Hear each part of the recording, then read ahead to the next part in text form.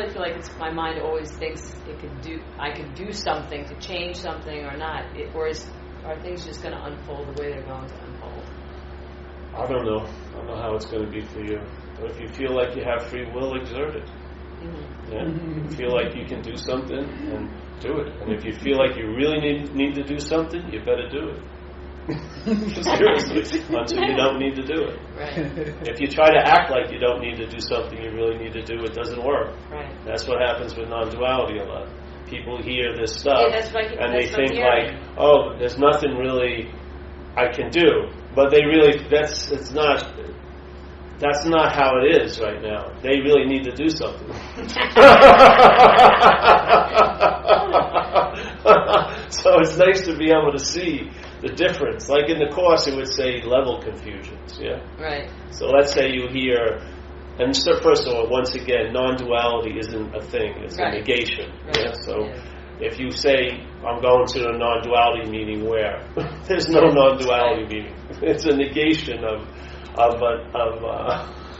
something that we've taken to be so. This dualistic expression, taking it to be real. It's a negation of that. It's not saying, oh, I'm something, I'm non-duality. It's just saying not to. Not to, yeah. So it's good to know that part. Yeah. Oh, where was I going before?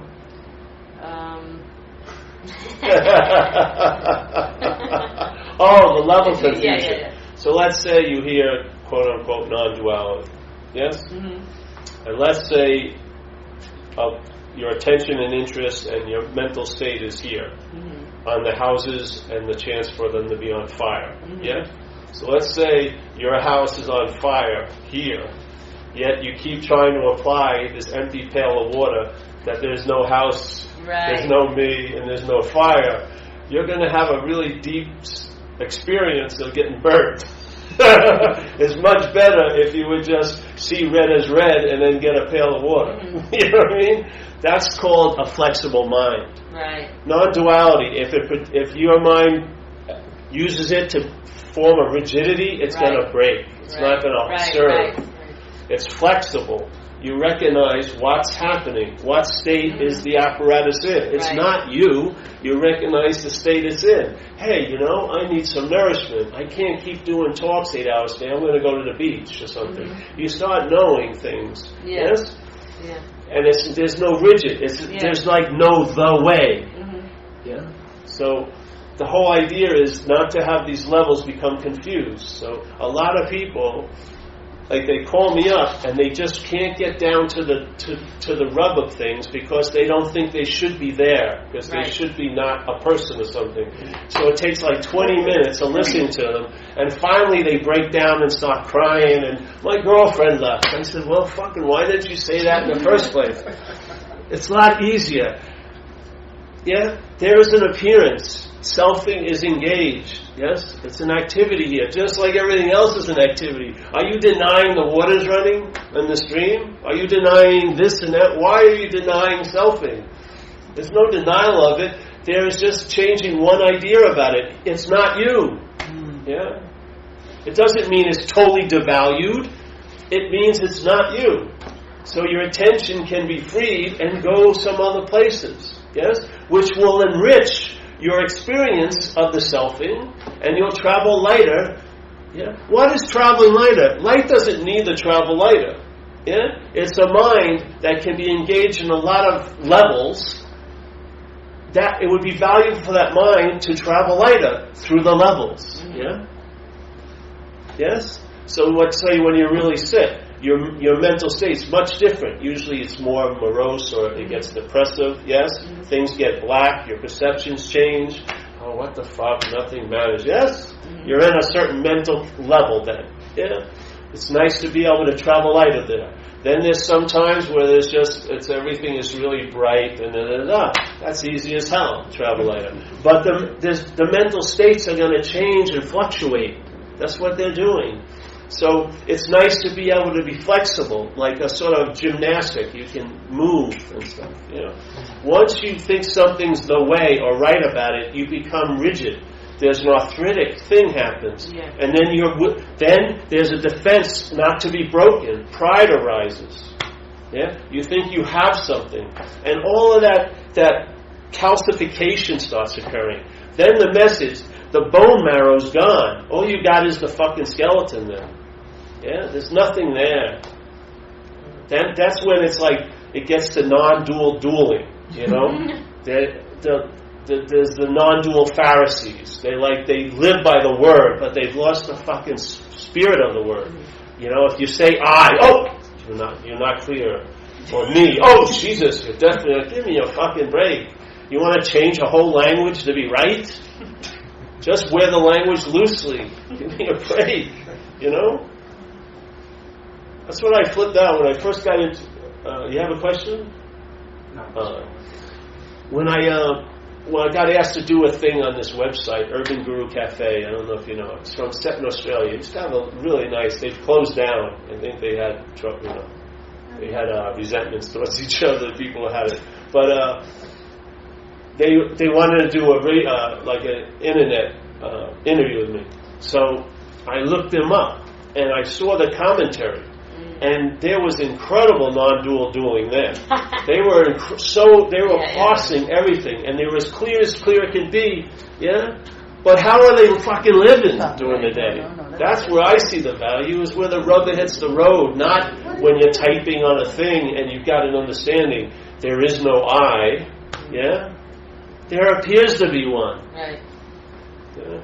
There's nothing wrong with that appearance. What happens is it gets really heavy if you take it to be you. That's all. In other words, all the mind's chips go on into the mental state, and it's sort of like a boat where the weight isn't distributed well. There's too much weight on the front. It sinks quite a lot. Yeah? It can't go over the next wave. It can maybe do really well when it's all conditionally controlled, like you're at a peaceful place and you're getting massaged in the morning, then you do 10 minutes of meditation, then you have your Ayurvedic, colonoscopy or whatever, enema, and everything's fine then. But when it comes out here, the smallest wave sinks it.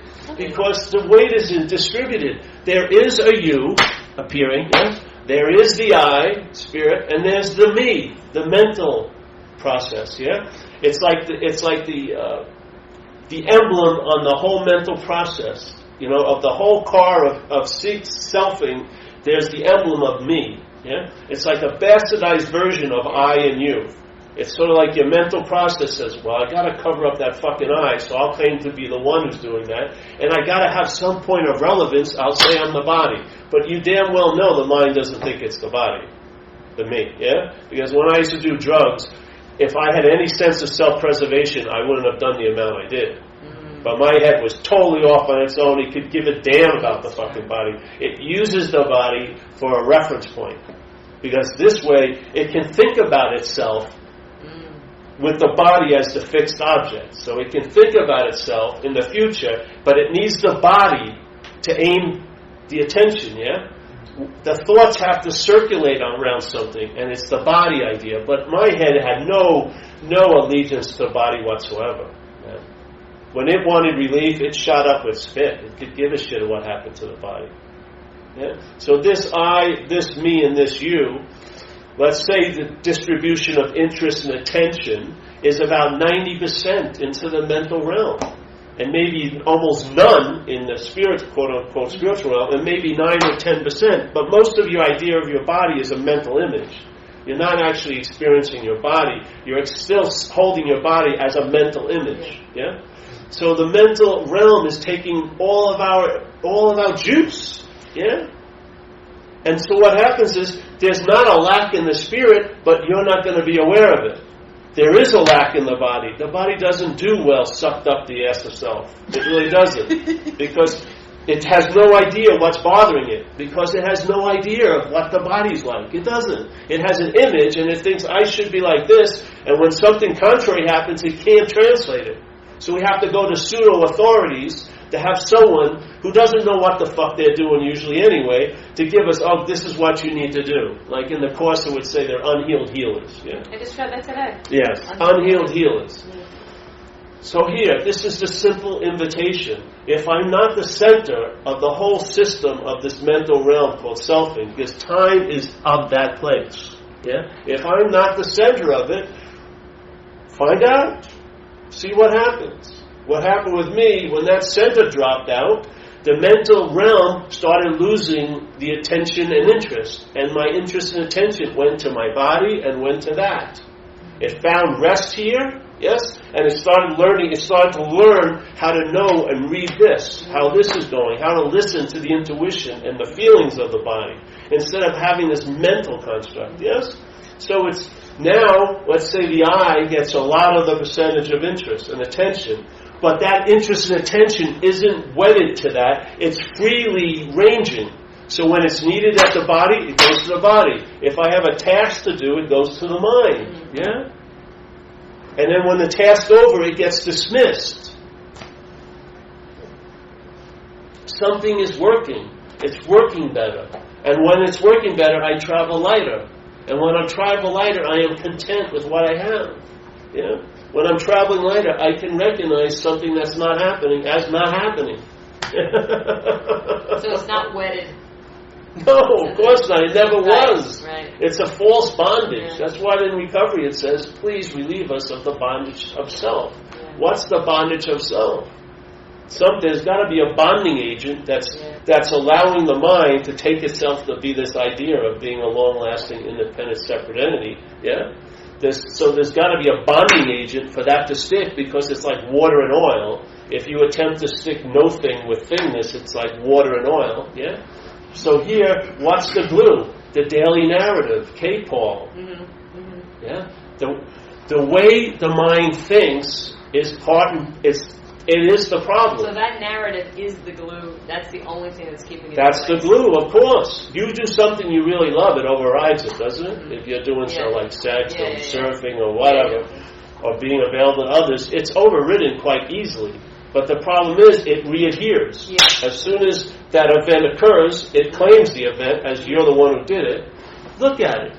If you ever had a big epiphany, you know that word, epiphany, when you have an epiphany, I always think it's funny because you never make a reservation for one, do you? You never know it's coming. It just sort of breaks in. What happened when it seemed to end? I bet you I can tell you. The thought system arose and said, hey, I just had this incredible experience. That was the end. But it wasn't the end. It was the mind, the mental state shifted. Right. It shifted back into the mental realm. And then from the mental realm, it claims. Mm-hmm. Because it doesn't have anything. Mm-hmm. Yes? It just makes things up. Yes? So it claimed that event, and now it's your event. Yeah? And now that event can be used to beat the living hell out of you when you don't feel like you're ever going to get to another epiphany. Yes? Yes. Can I ask you something about anxiety? Like I can feel anxiety, but there usually isn't necessarily a mental narrative going on. It's just a feeling of anxiety. Yeah. And I've gotten to the point now where I can feel it and be with it, and I don't sort of like own it. Oh my God, I shouldn't be anxious or whatever. I just let it be there. I mean, as much as I can. But there's no mental narrative per se, but it seems to go faster. Is that the sort of process that, like, if somebody's dealing with something that they don't like the feeling of in the body, I guess my question is, like, what would you say to somebody that's like, I'm having this problem, I'm feeling anxiety, and I'd like to get rid of it? What would you say? Well, I'd first say, well, who is it that wants to get rid of it? Sure. But then again, maybe give them some tea. Some calming tea. Because, like when I first got sober, I remember I'd be walking around and I'd be having these, like, incredible metaphysical anxieties, and really all I needed was a bologna sandwich. You know what I mean? I hadn't eaten enough, and I was having, like, this infinite question coming arising. I just needed to eat. So we have a simple statement: hungry, angry, lonely, tired. Just check out those 4 things. If you're hungry, just try to stay out of being all 4 at once. That's really bad. But hungry, angry, lonely, tired. A lot of times these incredible questions are just a biological condition. Yeah. I've noticed that. And anxiety, there's things to do about it if it's felt, sensed in the body. Yeah. There's things you can take and change your diet and stuff. Seriously. I mean, you gotta, again, don't be confused by levels, yeah? We're so into the mental, we think everything is there. It's me doing everything. No, it isn't. The you has a big role here. If you're not feeling good, the me's gonna really not be feeling good, yeah? Yeah. Yeah. So it's not to try to make the me feel good. Get the you feeling better, then the me will lift off you a little bit. Yes? You don't go to the me sometimes, you go to the you. And this is saying, you're not that me, so you can rest in the I and let that have the biggest influence in your life. Yes? And see how you like it. For me, I like traveling lighter. Yeah. Now, I could have been like, I was thinking I was going to go surfing today in Long Island, yes? And so my head could say, hey, I wish I was freaking surfing today in Long Island. But you know what? I'm not wet right now. That's what demands my attention, what's actually happening. Before, I would be blaming all of you for keeping me from surfing, you know? And I'd have a real good resentment by the time I leave here. But now that's been dismissed. But not on my effort whatsoever. My mind changed and then things changed. And you're conscious so you can become aware of the changes. Yeah? Yeah. Yeah. Then if you feel like you're onto something, stay on it. Yeah. I don't believe like satsang is something to do every day or repeat all the time. You know, I believe it's a catalyst or like a primer. Yeah. Like we said the other night, if your car breaks down, and I don't have a new car, so take the air filter off, there's a carburetor, and you know, you have a friend there and you have a gas can and they put a couple of drops of gas in, you turn the car on and then it catches. What? Yeah, now that's it. That's the point you wanted, yeah? You don't stand and keep pouring gas in or it floods it. Yeah? So for me, this is sort of like an intimation. You get the intimation and then the mind runs with it. Yeah? The mind runs with it. Let the mind have some time to entertain it, so it can, instead of you know, it's not more. More isn't better. You know, like sometimes I do these retreats. I don't like retreats, but they have a place like a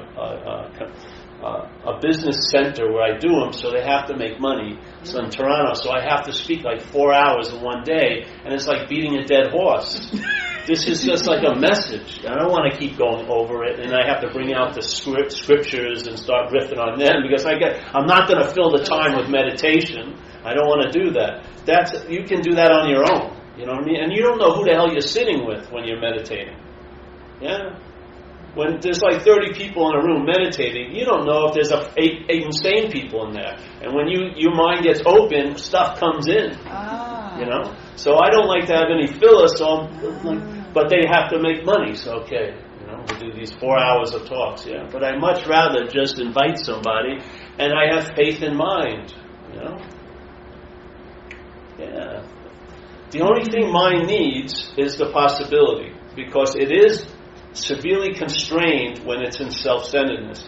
Its ability to entertain is severely limited by the definition of being a self. So when it entertains being okay, it's always in time. I was okay and I will be okay, which produces more anxiety, doesn't it? If you're gonna be okay, then it makes it worse not being okay seemingly now. And if you were okay, it makes it worse that you're not seemingly okay now. Yes? So its possibilities strengthen its hold, basically. So when you entertain freedom and peace from selfing, you're gonna be selfing, and the selfing's gonna have a field day, because now it has some things that they say it may take lifetimes to find. It's gonna love that. You're just going to be seeking like freaking crazy, and there'll be no end to it. And therefore, it's just obsess over you as the seeker. Yeah. So it's just the mind going crazy. I see it that way. Yeah. I like a lot of stuff that's going on here, but I think it's too much. You don't need a huge amount. It's not like a bigger dose is going to do it. Yeah. It's just whatever can get through. Like one of the great supposed patriarchs of Zen got it by he overheard a guy saying a sutra, one line of a sutra. His mind woke up. Yeah. Now, if he would have denied that waking up and sat there and went to a hall 800 times the next 800 days and heard that whole scripture, he would have blown it. Instead, he got as much as he needed. One little boom, his head got it. Yes, yeah. Now, it doesn't mean, all right, it's nice to go, like we said, you meet people, it's nice to sit in the space, but you call the dogs off, You're not going to be there when it gets good. Yeah? This mental level isn't going to have the stability of that level. The requirement is the mental condition has to diminish for that to seem to rise. It can't be this being really profoundly amplified and getting it. It won't work. Yeah?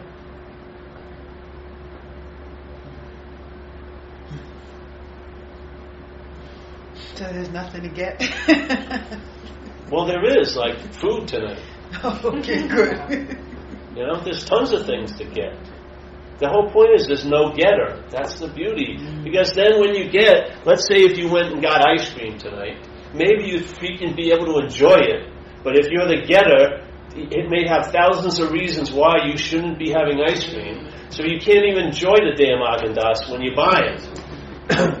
It's not the ice cream, it's the getter, Because the getter is made up of tons of ideas of what it should and shouldn't do, what this and that. Yes? All of that comes into play as soon as the claiming occurs.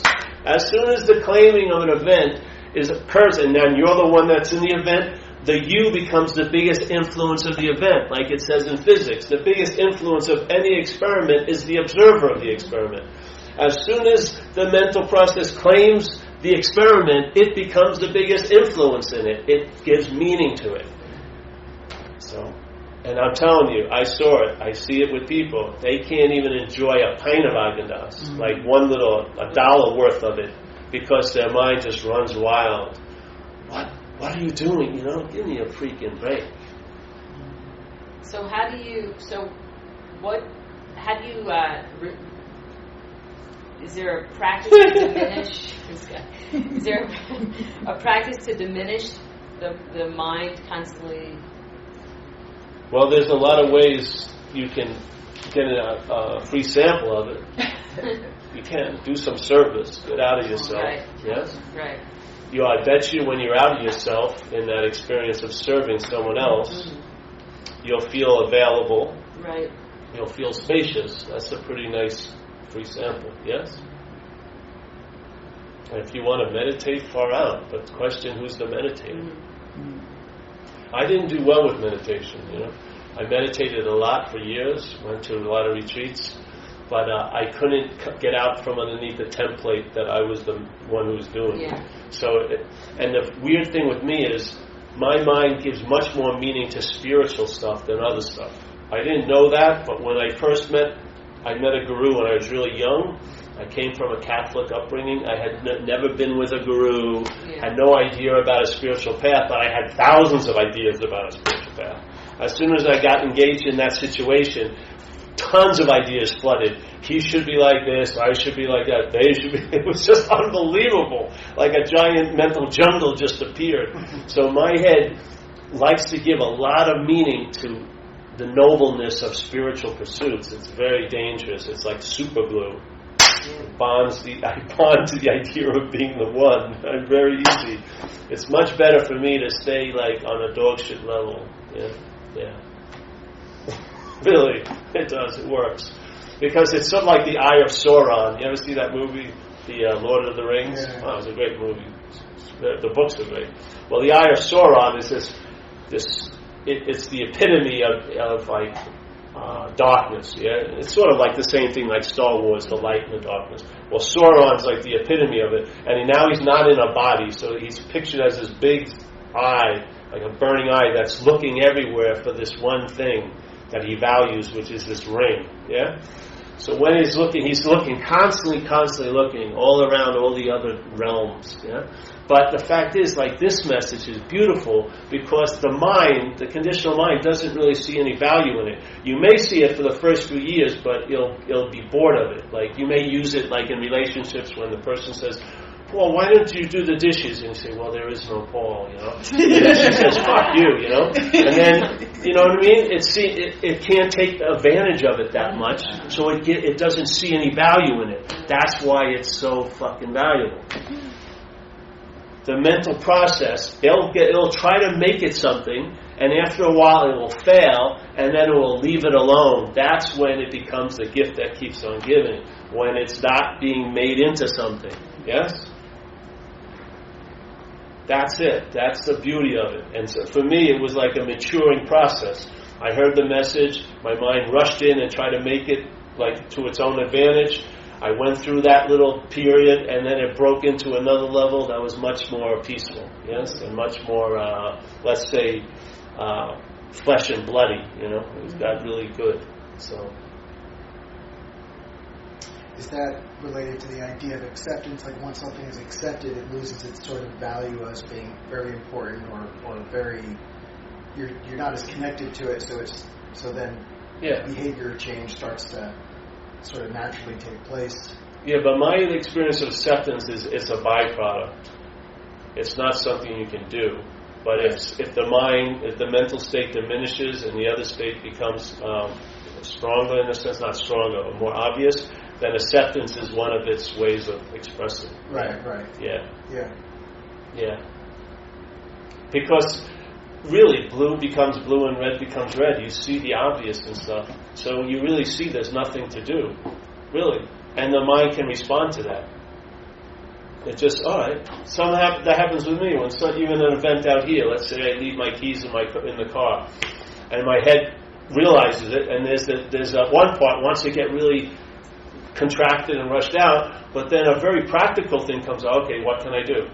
When I go over the things, and if there's nothing I can do, that's it. That just leaves the stage, and then there's the space again. Yeah, it showed up when it's needed, but it doesn't hang out. Yes, it goes. Yeah, and I never thought as clearly as I do now. To tell you the truth, so it's pretty amazing. Yeah, the thought system, when left alone. It can be used for other purposes other than the adorning of this fake little effigy called self. Yeah. Paul, what happens with me a lot, like having spaciousness and being spacious, the fear comes, you're gonna die. If you step into emptiness, you'll have nothing. Hallelujah. It doesn't feel like hallelujah, it's just like there's nothing. There's nothing to hold on to. Nothing. Well, maybe apply that to that little thing. There's nothing to hold on to. Because it looks like your head's holding on to it. It's got me in a loop. It totally does. It doesn't have you in a loop. It's running. The mental process runs after its own tail. You're not involved in it at all. I would say if there was anything to be called you, it would be the awareness. That's more of a contextual state. And all the mental aspects are content, yeah? Mental states are constantly changing levels and moving around. But the awareness, it's like the opposite of the eye of Sauron. It's the eye of benevolence, let's say. That awareness is contexting everything. And the content never can get behind the context, yes? So when you keep seeing stuff, if you see it, yeah? Let's say look at what the head does, really. You take this bottle. Everyone sees the bottle, yeah? Now I add one little word, my bottle. Now it's used to infer that there's someone who owns the bottle. Same thing with thoughts, yeah? The thought becomes my thought. Now it infers there's a thinker of the thought, yeah? Feeling. Yeah, it's feelings coming and going. My feeling. Now it's being used. The mental process has claimed it, is using it to point to the phantom, yeah? And it's like in Zen where they say, the finger that's pointing at the moon. Don't get confused. It's just the pointer. But that's all you get in selfing. All you get is everything turned to point towards the pseudo-subject. You never see the moon. But most of the mind hiccups just as soon as it goes like this. A thought, there must be a thinker. That's it. That's the logical leap that conditional mind does. There's the awareness of a thought. Consciousness illuminates that there's a thought appearing, yeah? The mental process claims it and goes, a thought means there's a thinker. A feeling means there's a feeler. An action means there's a doer. That's its logic, yeah? Every time, everything is used to point to the phantom. You never see the phantom. It's just inferred, it's assumed, it's felt, It's sensed, but there's never a recognition of it because it's not actually there. All it does, this is as far as it goes. An activity happens, brought to us by conscious contact.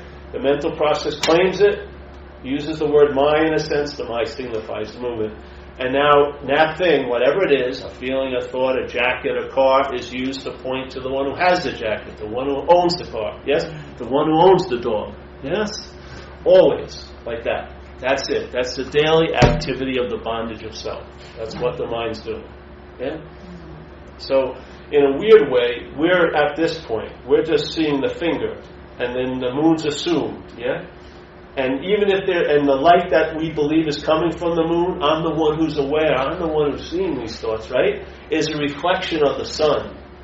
The moon has no light in and of itself. It reflects the sun, yes? That's all it does. In other words, the sun is the bringer of all light, yeah? The moon reflects it. That's what's happening. So, we believe we're the seer, we're the hearer, we're the feeler. That is a reflection of the seeing, the hearing, the feeling, yeah? The reflection takes seeing and makes it into seeing. Donna, how are you? I'm on a roll. I can't stop now. Don't stop for me, please. Hurry up. It's coming out quickly. Get a bottle. Get something. Anybody want Catch water? Please. Water? Yes. Sparkling? Regular? Yes. So so there's the seeing, yeah? Seeing. There's the hearing, there's the feeling, there's the tasting, there's the touching. Like Buddha supposedly said, when you see, when you hear, when you feel, when you taste, when you touch. Yeah? What does the mental process do? It interprets that into, there's a seer and the seen. Yeah? Where does the emphasis go to? The seeing? No. To the seer, to the idea of the seer, and to the seen. Yes? The distribution shifts dramatically. Yeah? When see, you're totally in it, man. That's a beautiful recognition of what's happening. When seeing, see. Yeah? When hearing, hear. Instead, the recognition is distorted because the mental process claims it and turns the emphasis into the seeing and the seer. And it's just a weird distribution of attention that's driving us crazy, to tell you the truth. If your attention was freed, it would be enriching your life. If your attention is enslaved, that's what drives you crazy. That's why you can't go to sleep at night, because the light won't get off the thought system. Yeah, and you're dying to get some sleep, but it's just on, because it's all about you. Yes? When that shifts... I'm sorry. No, go ahead. No, if there's a compulsion to think about something, is it I have certain compulsive thoughts, most people do, and I have very compulsive thoughts about certain things. Yeah.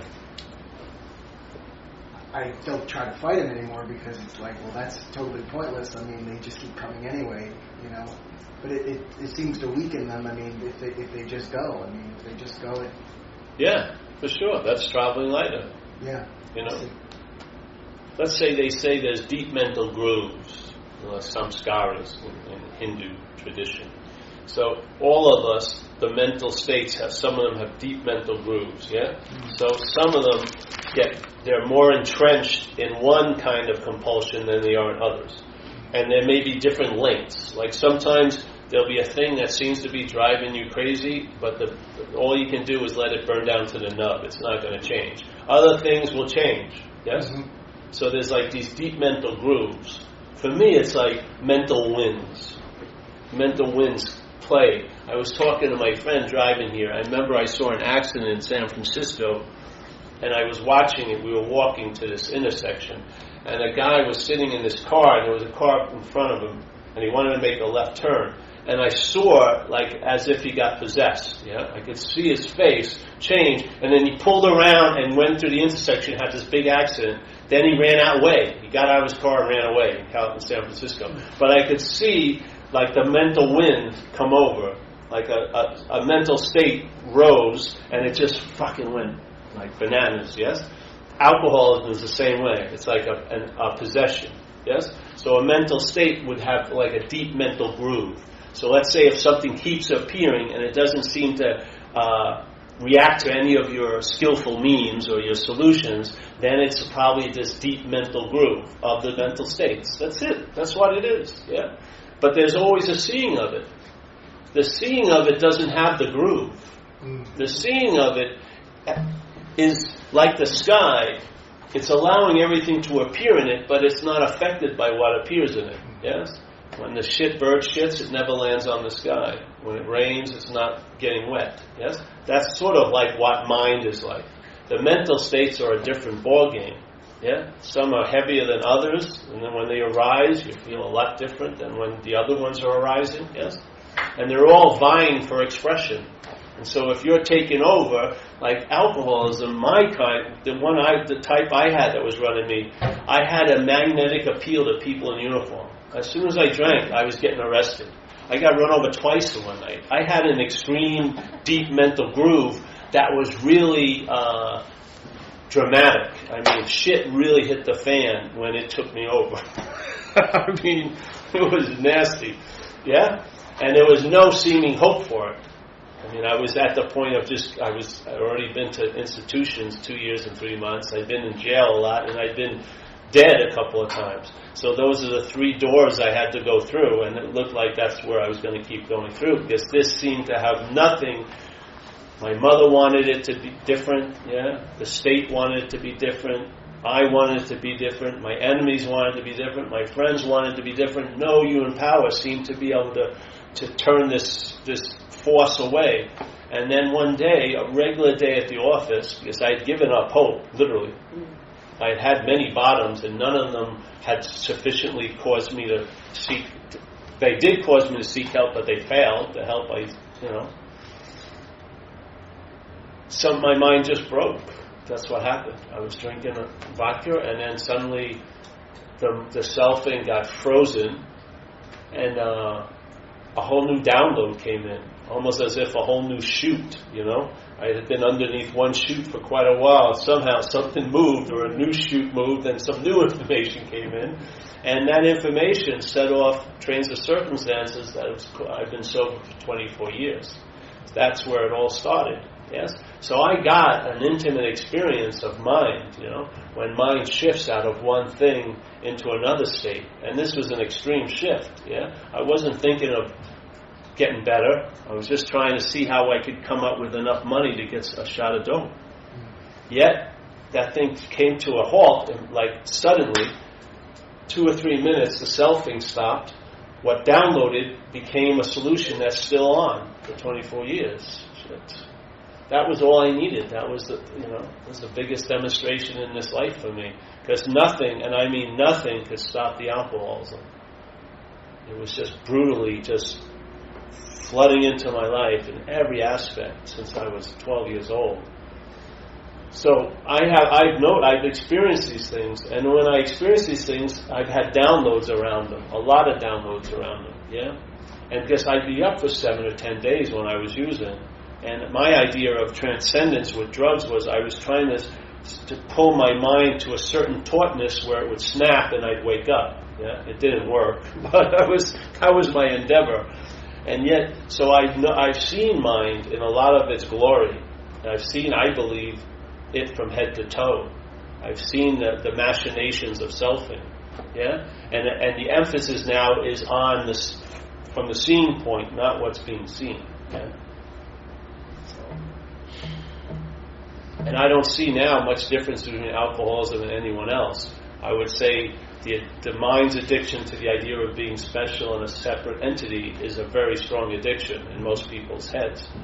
And it's setting off all the other addictions, yeah, to try to get relief from that one. Because if you couldn't complete a mission, yet you wouldn't accept that, you would constantly be failing at the mission, wouldn't you? So let's say if the mental condition wants to be a self. It really does. It wants to be special. It wants to be different. It really wants to be unique. Yeah? But it wants to have all of what allness would have and universalness would have and all love would have. It wants all of that, but it doesn't want it as that. It wants it as being special. Yeah? And let's say that could never happen. But the mind will not give up. So it's always desiring to become a self. Yeah? And because the way it's it's expressed, it's also desiring to unbecome what it thinks it is. Yeah? So it's desiring to become something, and it's desiring to unbecome. And it's going on all day.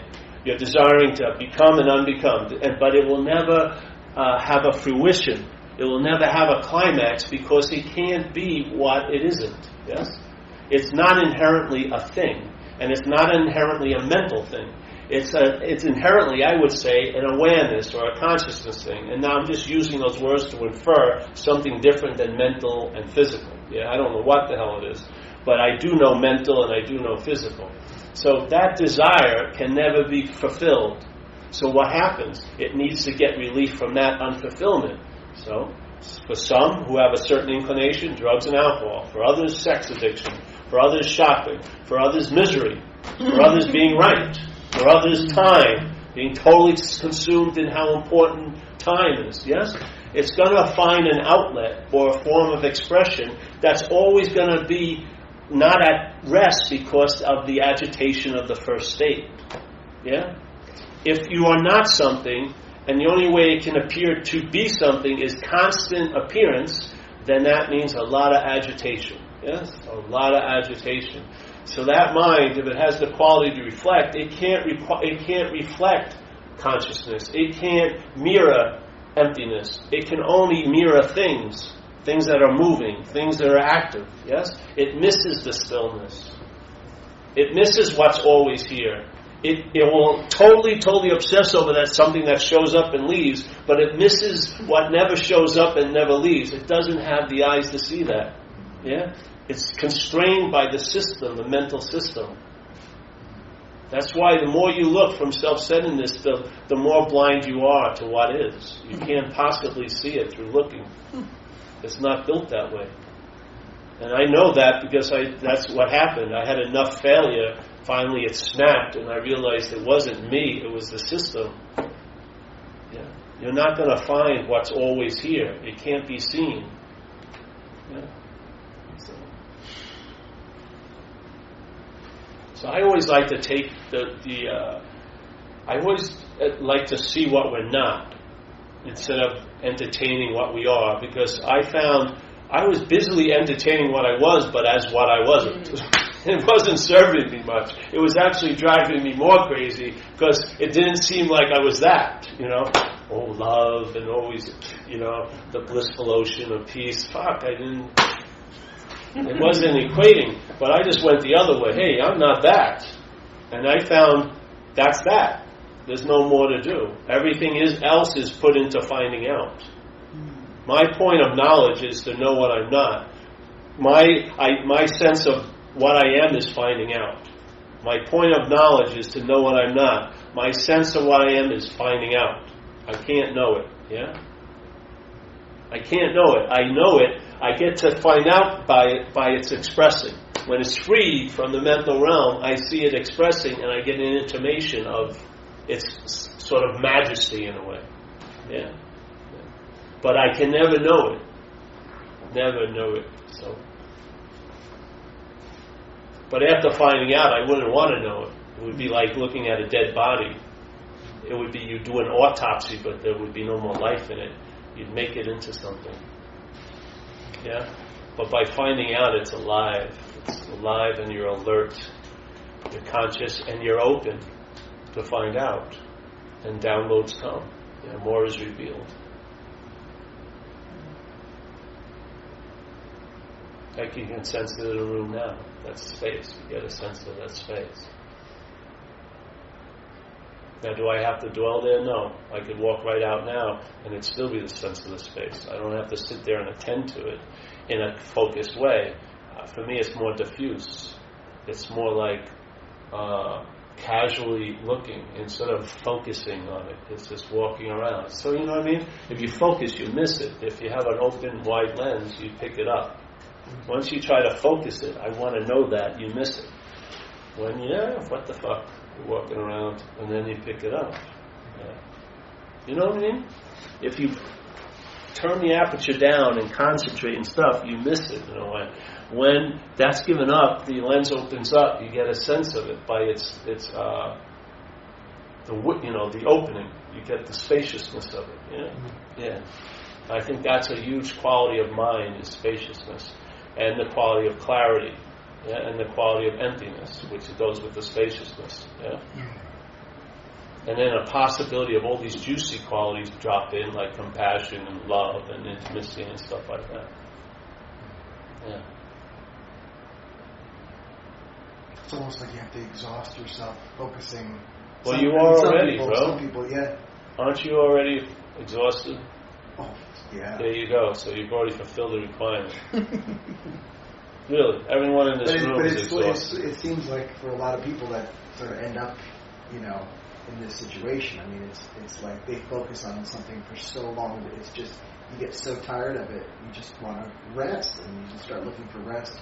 And as you start looking for rest, you realize that it's there. You just have to relax if you can notice that you're not relaxed.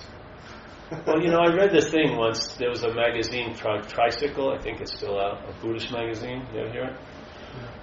I was reading it one time, this was years ago, and there was like a page, like an editorial from a meditation teacher, yeah? And he was talking about he'd been teaching meditation for 30 years. And then a lot of his old-time students had been coming up to him with the same story, and that was, nothing seems to have really changed. And as soon as I saw that was it for meditation for me. I'm saying, I'm listening, brother. That's as clear as day. I'm in my 12th year of heavy practice. I think I'm going to skip out now. I don't want to be experiencing that in the 25th year. Hey, fuck, nothing's happening. I think I'm going to move on to another possibility, maybe. Seriously, it had a really big impact on me. I read it, you got it, okay, that's good. Thank you. Thank you for sharing that. Because who am I to think it would be different? Yeah? So we're all exhausted. I'm exhausted of talking about this all day. The last 9 days in a row. I'm not actually, because there's something that has nothing to do with me that's fucking gung-ho constantly. It just won't stop. It doesn't have a body to rest. It never blinks. If someone wants to hear something, it's on. Oh yeah. I mean, my whole life gets displaced. People have to pull me away. Will you stop talking to Paul? He hasn't eaten yet. I'm just like, fuck it. Let's just go. I'm just like, woo! And I've never had anything like it, really. I mean, the compulsion to use drugs was a different thing, but this is almost the same way. It's such a strong urge to come out.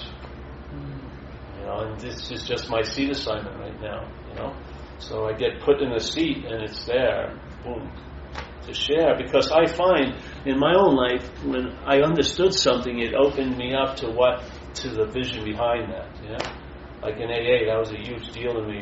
When someone finally explained the book in a simple way, I really got a lot out of it, and it made a big impact. So I saw the value in understanding, because it's sort of like turning on a light. You see better, And so, okay, so you have a sufficient, good enough understanding, probably. Yeah? Now it's time to turn off that light, and the light's still there. Before, I needed an understanding because it didn't seem like to be any light. But now I know the light's there. So sometimes it's good to turn off the understanding, and it's as bright as hell. And that's freedom, to tell you the truth. That's when you start traveling as it. Not with it. It's not like you have it, but as it. Yeah. Much more practical. Because it's always available at all times. And there's no understanding required. Hey, Bubba. It's a very long, thin dog. Eh? Is it? Really? Yeah. It's a little weight there, though. Rusty, go eat.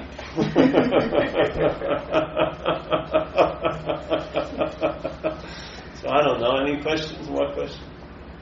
We can go on like this forever. I'm not an authority, I'm just sharing. It's not really a question, but it just came up sort of curious about higher power. Yes. Higher power greater than myself. You know, is that attempting to point to what's beyond the mind? Yeah, I would say so. And I wouldn't say greater than myself, it's greater than self. Power greater The than my self. is the dilemma, yeah. Power greater than self. What self defeated us? It isn't self, it's myself. The my is the trick. Watch that little word because it signifies a lot. Yeah? As if there's someone there that owns the self or has the self. Yes? Right. So like in Buddhism, when they talk about detachment, it's really detaching the my from that. Well, in my view, that's the practical place to look, because that's where I saw the glue applied, is the my. It's not, it's the word, what it signifies, And I saw the huge difference when something was just seen as a thought and my thought. Mm-hmm. And after a few samples, every time I weighed it, the my was much heavier, the my thought was heavier than a thought. The my feeling is much heavier than a feeling. My money was much heavier than money. Yeah? So I didn't need that many more samples. I got it. Yeah? So that's the activity of mind. It obviously gives meaning to things. I learned that from the Course in Miracles. That you and I give everything all the meaning it has. Well, let's see. If you can travel heavy and light here, I would imagine that's going to be based on the meaning your mind's giving things. Yeah? If your mind's giving things a lot of importance all the time, you're probably going to be traveling really heavy. Yeah? If it has a different lighter view, you'll travel lighter. Okay, let's see. Let's hunt down where is all these meanings coming from. I believe they were coming from a thought system called self-centeredness. How to get out of self, because it's tricky, because it's the old trick, if you're identified as that, how can you leave it? Yeah? So self can't get out of self. So okay, that's like it's double lock. So you want to get out of it, but that actually juices it up even more, because when you try to get out of self as self, it doesn't work. All right, I saw that too. Okay, so how does this whole system have a lot of juice? It has a false sun, you. And my attention has been hoodwinked, and it will go to whatever I think is about me. Yeah? And I don't like where it goes quite a lot. Yeah? But I can't stop it. It's like a bloodhound that's gotten a smell. It keeps going to those thoughts and those stories about me, because that's what it's trained to do. Attend to me. Attend to Paul. Yeah? But okay, I see this as an addiction. So if I'm not that, maybe the attention will go somewhere else, and I can start calling that, not me, but I am. Yeah? And that's what happened. Once the attention started leaving all the occupation with the me and what infers it and implies it, it went to, if you want to call it the I am or whatever, and then it started to illuminate or make that obvious. Hallelujah. That was the basis of traveling lighter. Yeah? And in changing behavior, you would see the behavior as, okay, this behavior's happening. Now I'd like to change it, but it's not owned. The behavior's not owned. That's right. I have no power to change it, but I can say I have a preference, let's say. You can put it out there and see what happens. It's almost as if the way you go over yourself, this juice will go over you differently. When it scans you, what you think is worthless and not good and this and that, it may get a whole different image of this opportunity than the way your head looks at it. Yeah? So it's like two different doctors looking at an x-ray. One sees a disease, the other sees an opportunity, yeah, or a possibility. So that's what it's like. So what happened was with me, the urban renewal project called Paul, the constant restructuring and building up and defending the beast of Paul, was called off. It was going to be an eternal fucking construction job, sucking all my attention and interest. Never getting to a point of contentment, or, all right, that's enough. Because there was a lot of destroying and then building up and destroying again. Then when that was called off, my attention left that, and then there was no more building, and then that was my real home, the space that was there, where that renewal project was occupying the space of living, onness. So it's changed a lot. I've been left, I was let off the biggest hooks. So I don't really care that much about myself on that level. So I'm flexible, I don't have a rigid idea of things. So when they're not that idea, I'd say, fuck that, I'm not going to dance. I just change my shoes and dance a different way. It just works out better. It's very flexible, very pared down, very economizing. Yeah? It really is. You cannot believe how light you can travel. The rigidity seems to be like where the weight is. Oh, yeah, it's arthritic. Yeah. Because I have rigidity, particularly around money. And, it's like I have money, and I still have fear about it. And it's so rigid, and I think that I'm getting so sick of this rigidity of it. Like I want it out of my system, but it's just like locked there. It's just there, and I just can't get. It's just like it's always there. This. Well, let's just say this one thing. So, money, and then there's your money. Right. The fear is about your money. Clearly, right? Yeah, it is. Yeah, no, it's not So about money. there's money, and then when the mind claims it, right. it can have a fear over it. Right. So let's say if you have $1 million, it's still not enough. Or let's say if it goes down to 900,999 cents, I'm not a millionaire anymore. Right. Yes? So it's not the money that provokes the fear, it's the mind that instills the fear. Yeah? Yeah.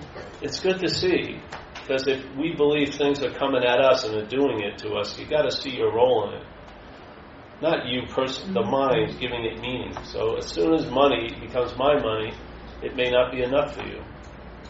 If it was money, it'd be more than enough, right? $1 million, you could probably make it where I live. I could live the rest of my life pretty damn content the way I'm living now and have tons of left over. But my money, I'm definitely going to need more, There's no doubt about it.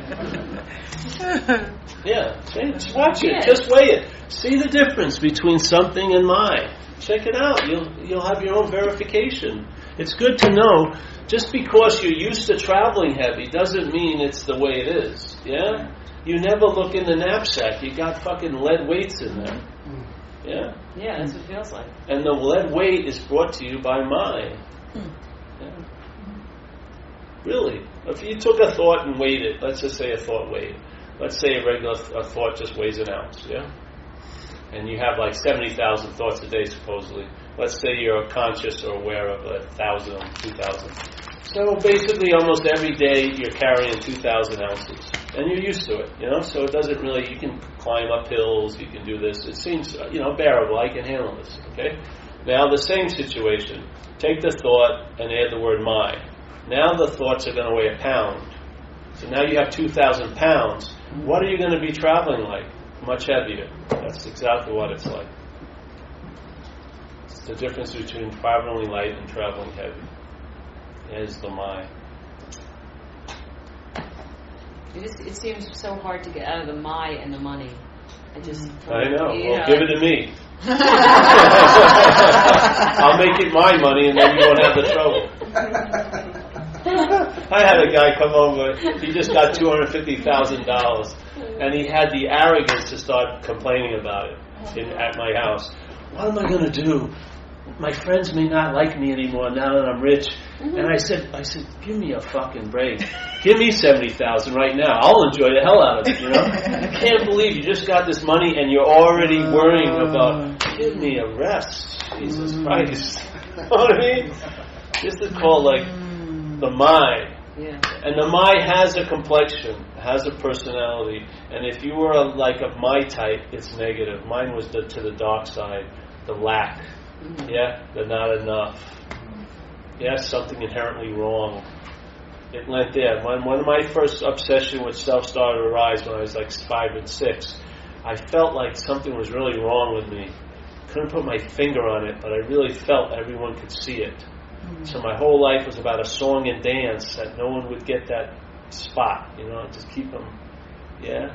And I was constantly on the lookout to make sure no one was really probing into Paul, because I didn't think anyone was there. Actually, it was a very clear understanding, but it split me out. I never thought there was anyone there, and I thought everyone else had someone there, and it was very weird. Who the hell are they looking at? So that whole idea is some of that what you're talking about, yeah. So the scarcity doesn't come; it comes from the mind. That's the only way it can have an influence here. It needs, let's say, money to be scarce about, and it crosses to the money through the mind. Yeah, and now the scarcity is about money. Then it can be about a lot of things. You're not going to get enough food. You're not going to get enough love. It's got to build a bridge to give it that meaning. Yeah, because it's just money's just money, but not my money or my relationships. So I don't trust anyone because I feel like when my grandmother died when I was young, and my father, I loved them so much, and then suddenly the object of love was gone, like out of the blue. So my love was just hanging out. It seemed so scary. I sucked in. Never to let it out again. Yeah, close down the shop. Can't take that chance. Can't be that vulnerable. Yes, all this happens with the mind. Yeah.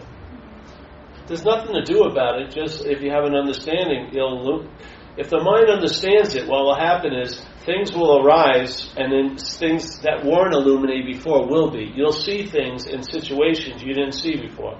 And it will be sort of like a mosaic that's explaining something to you in a very graphic, image-type way that you can really get. You see it. You see that a life based on self-will is going to be unsuccessful. You get that self is what has defeated you. You get it, yeah? It becomes very clear to you. You know, it manifests in an example, but you never saw it as an example. Now it sucks it into a point of seeing it as like almost like a template's put over your life, and new information arises. Yeah, and I'm telling you, the mind the mind has the ability to be convinced. If it sees something, it can be convinced, and therefore it's never fooled again. Yeah. Yeah. It has the ability to be convinced. You don't need constant demonstration. You can see it, and then that's it. Yeah. Bubba. Rusty? Yes, I know. You're calling on me to give you it's round number 8. You've gone around this room 8 times already, brother. Have you had enough? No. Watch it. It goes here a lot. All right, Rusty, yes. Can you say more about because she has the... Barely. Okay. A little more. Yes. What? I have money, good, and I have the flip side. I come from it like there's not enough. Yeah. You know, like... Well, she's saying there's not enough either. I guess so, right? Yeah, of course. It's the fear that it's going to be gone or whatever, yeah. What do you want? You want some water? There's water here, Rusty, come. Rusty, here. No, I think he just wants to be near you. Yes. He's going to vertically sleep. He's going to lay...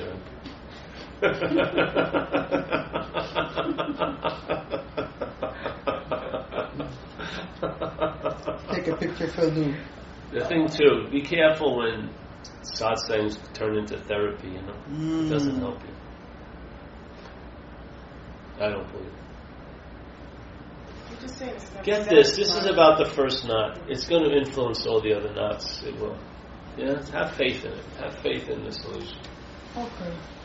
You know? That's it. Faith mind. Well, you'll be called and moved to do things, but have faith in mind, you know. I believe we've come to be familiar with doubting it because we've taken a mental condition to be mind. And we are right to be afraid of that. I'm afraid when I'm relying on mind in that form because it failed me miserably. But it's time to outgrow that and find in this other thing that's been demonstrating it's totally reliable for years. It's past the point of doubting and having fear around it. It's about relying on it and faith, yes? So when you say mind like that, that's your word for the infinite. Yes, that's my word. So have faith and you could say God if you were okay with that word. Yeah, whatever, being or... I don't like consciousness now because you can see consciousness is, in a sense, is manipulated, right? There's human consciousness, there's insect consciousness, yes? So it's defined in a certain way through its expression. Then there's the awareness. So you and I can become conscious of the awareness. And the mind has the... Let's say the mind... nature is empty, yeah? Its essence. Its nature is to be reflective. So what's actually happening here is our mind is reflecting either the activity of mental processes or it's reflecting infinity, yeah? It reflects it. So when it's reflecting infinity, it's empty because there's nothing there. Yeah? When it's reflecting all of this stuff, it takes itself to be a thing because all it's seeing is things, yes? It's reflecting this place and it's falling for that reflection. When it's a two-sided mirror, it's not only just facing this way. Consciousness doesn't have an opaque side to it. There's no one who's conscious. Yeah? So human consciousness is a two-sided mirror. That consciousness can be looking into infinity while this consciousness is reflecting thingness. Yes? So this infinity can have an influence in how you travel around in the world of things. But the influence isn't coming from the world of things. It's coming from the infinite. Yes? What happens here, when you take yourself to be a someone, the mirror becomes opaque. There's one side that's you. So you believe you've got to turn yourself towards the truth and say no to this place. That's not true in my view. Yeah? Yeah. If you believe you only have one side that can reflect, and you're reflecting this, and you believe you're blaming all this, and you try to turn around, I'm going to turn and see the truth, that's a form of looking. Yeah? This is questioning the Paul, yes, or the Allison, that's the opaque side of the mirror, and you see right through it. And now you're reflecting infinity while you're reflecting this place. And the infinity has a bigger influence here. Yeah. So you travel lighter. You can't turn and look at the truth. You're looking at the truth now. Actually, it's more called looking from the truth. Yeah? You're looking from the truth at this place. You can't take yourself to be a thing in this place and then look at the truth. It doesn't work. You'll only see it as a thing. You'll make it something. But if the opaqueness isn't so, then you're actually looking at the same, there's a seeing at the same time. This doesn't have much influence on that, but this has a lot of influence on this place, for sure. So it's opaque by all the mental conditioning and the grooves and the sense. Yeah, all that stuff is put together as a someone. So you. Fourth steps and all that kind of stuff. Yeah. There's a someone there, so you're obviously seeing, you're conscious, but you're not conscious of, that there's this sort of opaqueness that's been made. So the other side of the mirror has been painted over with your little happy face. So every time you look back, you see you, and it turns into like an obsession with self instead of a viewing into infinity. It now it's really wild because it's the same thing. If it gets captured by you, it's called obsession with self. If it's released, it's abidance in truth. It's the same energy. Yeah, it's just. You know what I mean? It's the same energy. The same energy is is fueling the obsession with self. When this consciousness is on you, 24/7, it's fucking unbearable. This burns up. It's too much light. Yeah? Yeah? Yeah? You get it? It's too much light. All right. What happens when it goes through you? It's abiding in the truth. It's resting in the truth of that emptiness, of that nothingness. Yeah? Same. Same thing. Same energy. So it's like we said the other night, faith. Everyone has tons of faith. Faith is a potential that manifests here by the vehicle you put it in. So if you have faith in a failed thought system, it's going to produce anxiety. Yeah? That's what it's going to do. It's going to produce the importance of time. It's going to produce tons of stuff. Yes? It's the movie isn't good, it's the audience. Yeah? That's what's good. The same faith, it put into whatever God or whatever like that, that's the same faith that produces ease and comfort in your own skin. Your ability to be here because you realize you can't be anywhere else. All of that. Yeah? It's the same potential, but it needs a vehicle to manifest. It manifests differently by what vehicle it's put in. So I've seen people who are devoted to their thought system and they're racked with anxiety. Because every thought about what's going to happen to them is so freaking serious. It has so much weight. It's almost a burden to, be here every day. Yeah? They're incredible devotees to the mental condition. That same devotion, if it was put in a different vehicle, they'd be traveling fucking great. They'd be able to really enjoy being here because they'd be so clear they couldn't be anywhere else. There wouldn't be even a shred of doubt. Because one vehicle is an appearance, the other is actually so. Can you imagine if you had faith in what's so? Look what you can do with faith in what's not so. Can you imagine if the faith was in what's so? It would be very potent. It would be really potent. So these are just possibilities. Man, open up just let them in and see what happens. Yeah, that's what happened with me. Went to talks like this. And then I didn't go to talks like this, because I was at every talk I gave. There have been thousands of them. I don't need to see anyone else. Fuck! It'd be like overkill. And I found the point was to be free. I don't want to be glued to something else. I want to be unglued. I don't want to be unglued and then search for something to be glued on. I want to see what it's like if your attention is unglued, where it can go randomly and freely. Yeah, like roaming.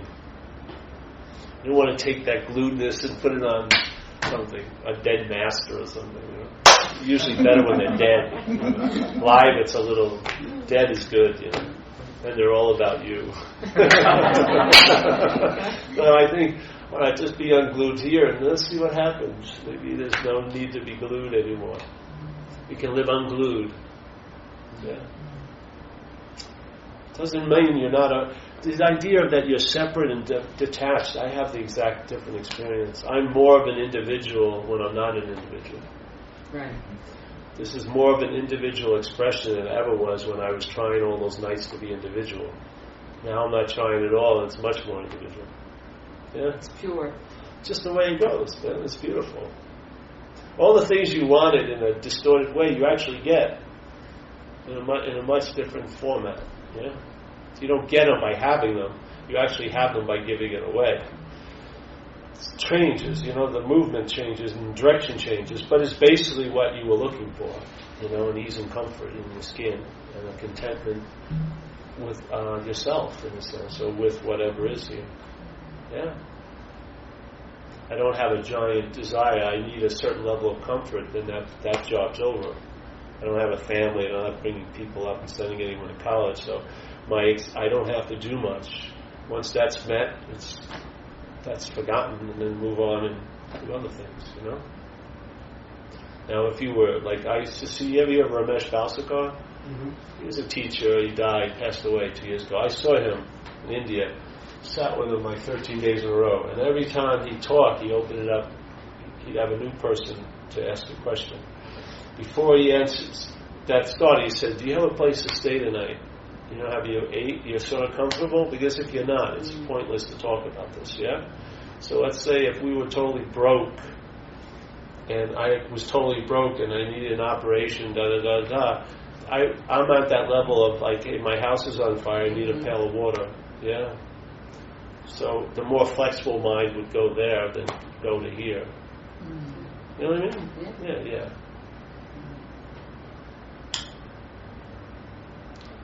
That's it, I think, tonight, eh? Thank you. Yeah, thanks for Oh, coming. you're welcome, man. It's my pleasure. I love exploring it. Yes? Once you see it, you see what you're not, because you can't see what you are. Once you start seeing what you're not, that there's only an arthritic pointing, there's no moon, it makes a big difference. Like we say in Recovery, Rule 62, don't take yourself so seriously. You can't take self more seriously than call it you. I mean, that's like beyond seriousness. I swear to God. You know what I mean? That's like extreme seriousness. So this is a perfect solution to add to the practical way of life of AA, in my view. Because see, this is an illuminating factor, but it's not a modality. You can't practice this. You can't achieve it. You can't do anything with it, really. But whatever way of life you're in, it will illuminate. Yeah?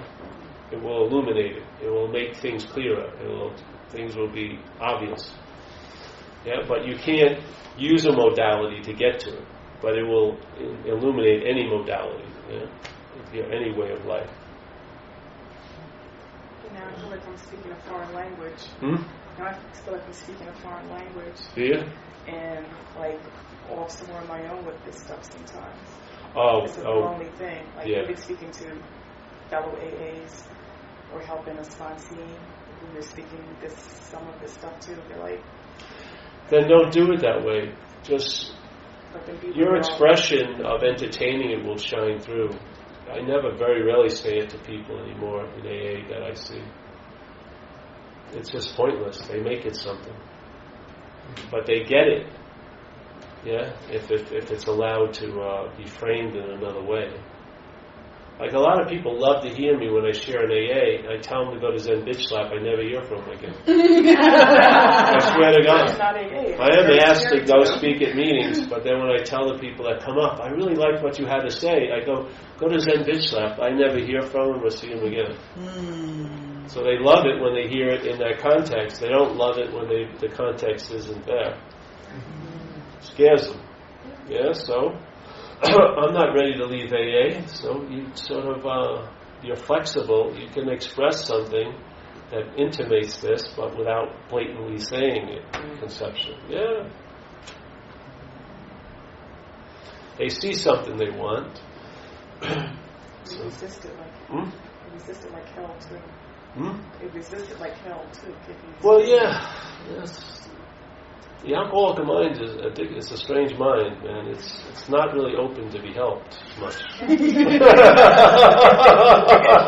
It's really a weird thing. Most diseases there'd be a motivation to seek relief, but a lot of people in AA are very nonchalant. Fuck it. An hour is way too much to ask for me. I'm very much more important. I got Breaking Bad. I recorded it. See it. You may be dead by tomorrow. Oh, good. But yeah, I won't be dead. I've drank before. It's hilarious, really. It really is. How nonchalant we are about serious things and how serious we are about nonchalant things. We're super pissed that someone took our parking space, but we're fucking very nonchalant about alcohol. Oh, fuck, it's a disease. I'm controlling my drinking. I'm only having as much as I can get. It's freaking crazy. I've been in it for 24 years. Tell me about it. Once I had a position, I thought I knew the way. I thought I had a solution. That was proved not. It's proved that just to be much more quiet and humble. Yes. I was proclaiming this myself when I started happening to me, and I had a podium too because I was doing workshops. And so for years, I had this message clothed in an AA workshop. And people would come with pen and paper, but we never did any writing. It was supposed to be about the fourth step. I never did fucking any writing about it. I just went off on there is no self in a way. And they got it in that form. I slipped it in. I had enough creds, people who wanted to fucking crucify me, they couldn't, because I'd done a lot of service in my life beforehand, lots of service. So I had people would come in, they want to really rip me a new one, 30 years. I've got 30 years, they'd say, as they walked by me when they puffed out of the meeting. All right, sure. They'd wait for me outside. It's like, really, it's not going to get ganged up, You're misleading these people. Oh, the freedom? No, it's sorry. But they couldn't get rid of me. That's the truth. Basically, they nuded me in a lot of ways where I live. They call me non-self Paul. Before it was fourth step Paul. What I was doing right now it's non-self Paul. Oh, that's just non-self Paul. Don't listen to him. Just amuse him. Doesn't matter. All things are going the way they're going. Yeah. So take it lightly, and just remember, perhaps they're sick too. Yes. Have some. There is compassion there. And just a little relief goes a long way. They may not even appreciate it, but if they're not drinking for a few months, there's going to be a big difference in their life. So, yeah, so don't. See what happened with me? I could have thought of,